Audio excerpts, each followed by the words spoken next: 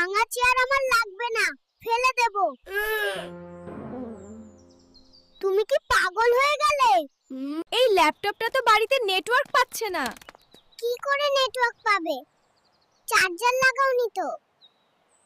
বৌধু, আজ তুমি কচু দিয়ে ইলিশ মাছ রান্না করবে। এই নাও ইলিশ মাছ। সেদিন কচু খেয়ে এমন টক লেগেছিল, আবার তুমি কচু এনেছো। আমার টয়লেট পেয়েছে। বউ, এখন কোথায় যাই বলো তো? রাস্তায় টয়লেট কোথায় পাবো? তোমার বাবা একটা ত্রুটিপূর্ণ এসি দিয়েছে। এটা ঠিক করতে এখন কত টাকা লাগবে জানো? যৌতুকের জিনিসপত্র এমন হয় নাকি?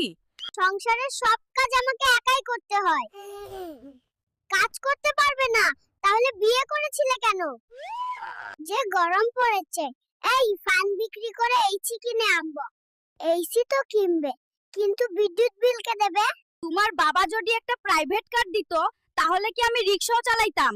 আমার বাবা কেন দেবে? নিজের টাকায় কিনো। আজ আমি এই গরুটি বাজারে বিক্রি করে একটি গাড়ি কিনবো। তুমি এই সামান্য টাকায় একটি গাড়ি কিনতে পারবে?